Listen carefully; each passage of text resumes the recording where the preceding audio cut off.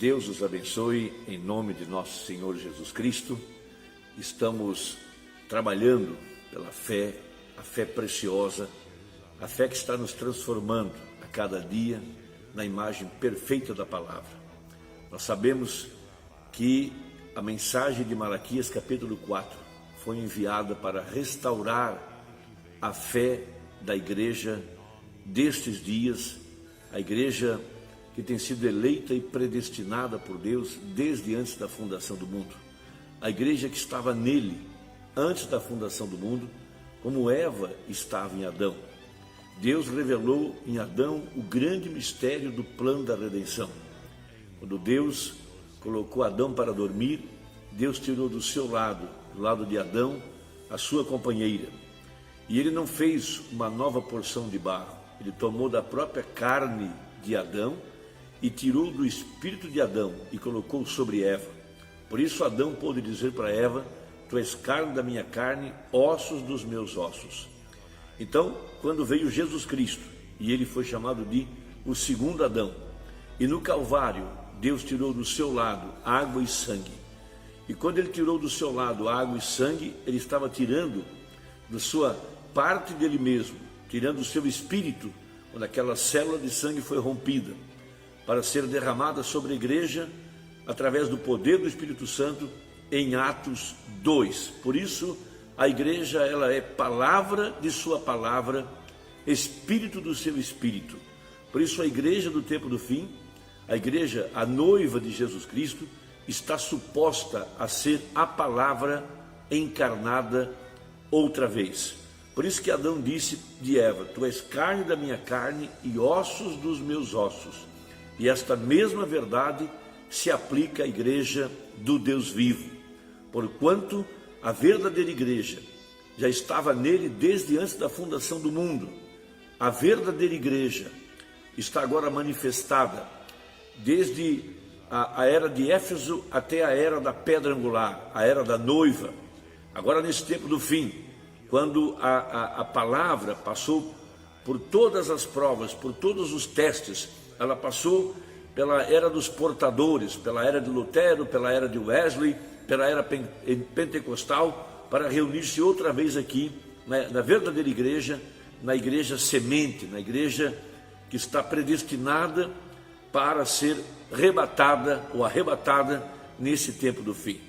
Então nós temos uma escritura muito importante no livro de Romanos, capítulo 8, verso 18, onde temos a promessa de que a glória de Deus seria restaurada na igreja outra vez, de acordo com Joel capítulo 1, Joel capítulo 2, Atos capítulo 2, Malaquias capítulo 4 e demais escrituras. Veja aquela glória que a primeira família tinha com Deus lá no Éden e que foi perdida por causa do pecado. Esta glória seria restaurada aqui no tempo do fim, no dia da redenção, quando todos os mistérios da divindade seriam revelados, quando a igreja estaria se alimentando do corpo palavra do Filho do Homem, tendo acesso à árvore da vida, se alimentando do maná escondido. Então disse o apóstolo São Paulo em Romanos 8, verso 18: porque para mim tenho por certo que as aflições deste tempo presente não são para comparar com a glória que em nós há de ser revelada.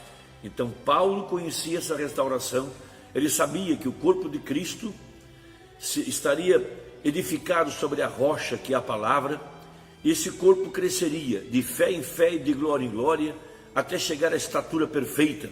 Ele disse isso em Efésios capítulo 4, que Deus deu uns para profetas, uns para apóstolos, outros para pastores, evangelistas e mestres, querendo o aperfeiçoamento dos santos, para a edificação do corpo de Cristo, até que todos chegássemos à unidade da fé, até que cada parte estivesse em posição, em lugar, fazendo o crescimento do corpo, até chegar à estatura de um varão perfeito. E a estatura do varão perfeito, a perfeição, é Cristo, a palavra encarnada em sua totalidade na igreja que estaria viva para a hora do arrebatamento. Por isso o apóstolo São Paulo também afirma em 2 Coríntios, capítulo 3, verso 17 e verso 18. Ora, o Senhor é Espírito, e onde está o Espírito do Senhor, aí há liberdade. Mas todos nós, com cara descoberta, refletindo como um espelho a glória do Senhor, somos transformados de glória em glória na mesma imagem, como pelo Espírito do Senhor. Então, assim como o sol é para a vida botânica, ele vai transformando a semente. Veja, de um grão a um broto, de um broto a uma florada, da florada a um cacho, do cacho ao germe de trigo, e depois o grão cheio na espiga. Da mesma forma, essa glória da Shekinah, a presença de Deus revelada dentro da igreja. Veja, a reforma trouxe Martinho Lutero. Veja, não era ainda a glória do grão, mas já tinha a vida do milho, ou do trigo, assim dizendo. Logo cresceu para outra glória, chegou até Wesley, ainda não era o grão, mas tinha a vida do grão. Logo cresceu até Pentecostes, foi o cacho, não era o grão ainda, mas já tinha a vida do grão. Logo então o germe foi formado dentro da era pentecostal. Veja, e agora chegou a madurez completa, ao grão, aonde a glória de Deus, a glória de Jesus Cristo, que outrora esteve atrás de peles de animais, agora estava atrás de peles humanas. Por isso o véu foi rasgado de alto a baixo. Quando Jesus estava no Calvário, quando ele estava sendo crucificado, dilacerado, coroado com a coroa de espinhos, as suas costas lenhadas pelo látigo, suas mãos e seus pés cravados, a espada furou o seu lado. Veja, e o véu do santuário, o véu do templo se rasgou de alto a baixo. A espada de Deus rompeu esse véu para mostrar que a glória de Deus não estava mais atrás da pele de animais. Por isso Jesus pôde afirmar: destruir esse templo, em 3 dias eu o levanto. Logicamente que ele não estava falando mais do templo de pedra. Veja, daquele templo construído em 48 anos, quando o povo voltou de Jerusalém e o templo foi reedificado. Mas ele estava falando agora do verdadeiro templo de Deus, o corpo de Deus, que era agora o corpo de Jesus Cristo, o templo onde Deus estava habitando, o corpo onde a glória de Deus estava escondida atrás de peles humanas. Então por isso Paulo fala em 2 Coríntios capítulo 4, verso 6, porque Deus, que disse que das trevas resplandecesse a luz, é quem resplandeceu em nossos corações para a iluminação do conhecimento da glória de Deus na face de Jesus Cristo.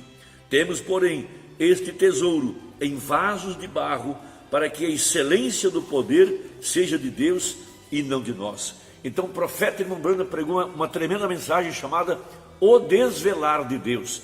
Essa mensagem revela que a glória de Deus, que estava agora nas peles humanas de Jesus Cristo, e depois ela veio para dentro da igreja, e ela veio crescendo de glória em glória, até chegar aqui no tempo do fim, nos dias da vinda do Filho do Homem. Agora a glória de Deus manifestada através de sua igreja, seu corpo, porque o principado está sobre os seus ombros. Então ele disse no versículo, na mensagem O Desvelar de Deus, parágrafo 234. Veja, então 233 a seguir. Então quando Deus em misericórdia rasgou aquele véu para eles verem, mas eles estavam tão enrolados em suas tradições, veja, não puderam ver Deus em carne humana, não puderam ver a glória de Deus, mas o ladrão da cruz, quando o véu foi rasgado de alto a baixo, ele pôde olhar para aquele corpo no Calvário. Veja, o véu já havia sido rasgado, o véu das tradições, e ele pôde olhar além do véu e ver Deus, o mesmo ontem e hoje eternamente, porque o Jeová do Velho Testamento é o Jesus do Novo Testamento, é o mesmo Melquisedeque que veio a Abraão, é o mesmo anjo que tem vindo a nós no tempo do fim. Então no parágrafo 234, o mesmo agora, a glória, o poder do Espírito Santo, a glória da Shekinah que vem sobre o crente agora. Veja, o verdadeiro crente que faz com que as obras de Deus e a fé entrem nele para crer na palavra de Deus. Tudo isso é escondido aos seus olhos. Eles dizem: essas coisas já passaram. Vê você, eles continuam vivendo atrás do véu. Nós, veja, não estamos mais atrás daquele véu. Nós os pequeninos, Deus está à vista para cada verdadeiro eleito. Versículo 236, mas Deus está às nossas vistas, oculto, o mesmo agora. Então quando Deus, em sua misericórdia, rasgou o véu, ele foi trazido às vistas, mas eles estavam tão enrolados em suas tradições, eles permaneciam, ou ele permanecia escondido deles, o mesmo agora. Toda aquela glória, está escondido por nós em Cristo, a palavra, o qual é o nosso templo. Oh, veja, observem, 238, toda a glória que está em Deus está na palavra, todas as bênçãos que estão em Deus estão na palavra, está escondida dos incrédulos por tradições. Vê o que eu quero dizer? Mas está tudo em Cristo. Tudo que Deus era, ele se esvaziou e veio dentro de Cristo, e nós em Cristo, ou através do véu. Glória a Deus! Então tudo que Deus foi, derramou em Cristo, e tudo que Cristo foi, derramou na igreja.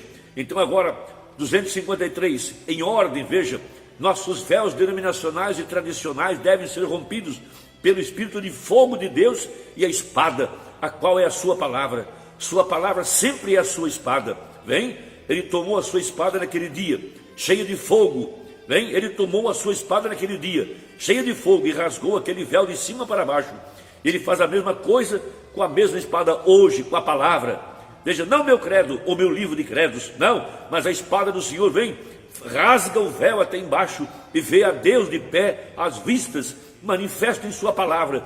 Que quadro glorioso para olharmos. Está bem, o Espírito Santo de Deus e fogo, a sua espada, rasga isso. A palavra rasga o véu denominacional. Irmão, que Deus te abençoe. Trabalhemos juntos, vamos dar as mãos e leve essa mensagem a quem você ama. Vamos trabalhar por essa fé apostólica, pois Ele está às portas e nossa transformação está a um passo. Esse dia glorioso está chegando com muita rapidez. Deus te abençoe, em nome de Jesus, amém.